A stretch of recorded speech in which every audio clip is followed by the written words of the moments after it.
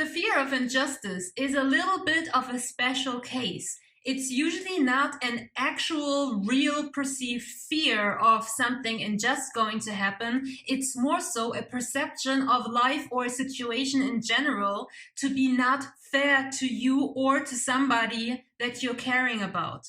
So while those other fears usually show up with a boatload of anxiety and overthinking and being tense and struggling and not really knowing what to do, and then actions and decisions that are based on trying to prevent something negative from happening, with injustice, the fear is more so that others or a system will fail you. This is why people who have the core wound of injustice are usually the types who need to control and micromanage everything because they cannot really rely on other people. Not because they expect other people to betray them or lie to them or mess things up, but because they believe that if they themselves are not the ones doing it, nobody will do it. And then it gets manifested in more small, specific, sometimes ridiculous, sometimes not so ridiculous little fears of something not working out according to your idea, your plan, your desire. So to give you an example to better understand this, the core wound of injustice was the biggest, most dominant player in my own life. And that manifested itself, for instance, when it comes to helping street animals. So while I was always consciously aware that there are many, many people out there who take care of street animals, that there are many other people like me who know what they do, who know what they need to do, and who are actually doing the work, I always acted from a position of, if I'm not the one doing it, overstretching myself, overgiving, going out of my way to take care of these little street nuggets, nobody else will do it. Speaking about street kitties, no amount of proof or evidence for other people doing exactly the same thing out there would ease this feeling of, if I'm not doing it, nobody does. So even if I was working with another person, I always saw what they doing as worse and less valuable than what I did. I always judged the other person to be less competent than me. And I was uneasy leaving them without my guidance.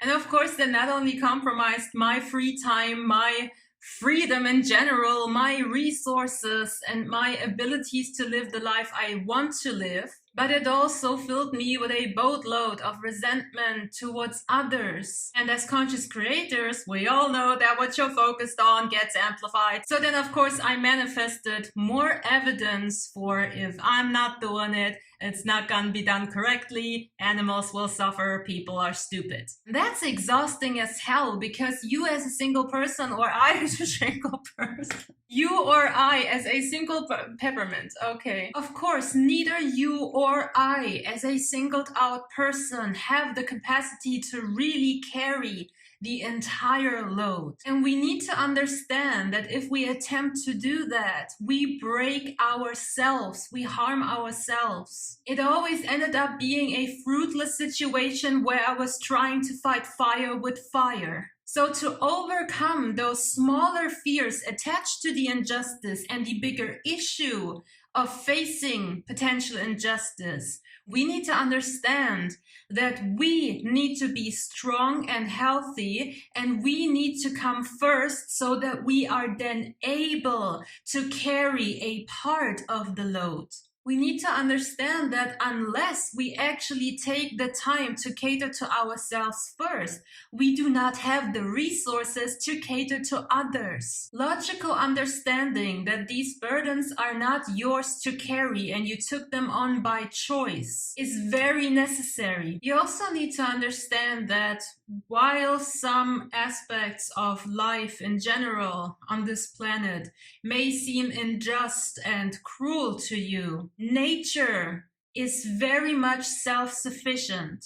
And it doesn't actually need your personal meddling in order to sustain itself. So while for me it might feel really shitty to watch a lion eating the fresh newborn baby zebra because it's cute, why would you do this? I need to have the awareness of the flip side, the other aspect of why this structure paradigm even exists in first place, without the lion attacking the baby zebra and killing it and eating it. The balance between prey and predator, which is vital for the entire environment itself, would get out of whack and therefore would harm the natural ecosystem. What helps me personally with this entire ordeal of facing this seemingly injustice nature of, well, nature, is to ask myself, who am I to judge this? Unless I can come up with a foolproof,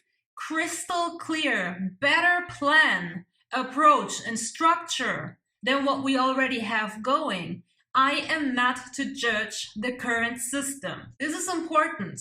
If I actually have a better idea, if I actually know what to do to fix the entire thing from all aspects and all parts that are involved in it, then I need to understand that I am potentially meant to change this, that it is part of my purpose as a human on this planet to bring evolution and positive change. But if I fail to come up with a better idea, plan, or structure, I simply need to understand that I am invested in something that is not mine to carry, care for, or worry about. Another thing that helps me a lot with this is to understand the value of struggle, the value of failure, and the value of discomfort and pain. I know that I was not born with these abilities and this knowledge. I gained it over the course of my life. There are a lot of things where I realized afterwards I should have or could have done that better.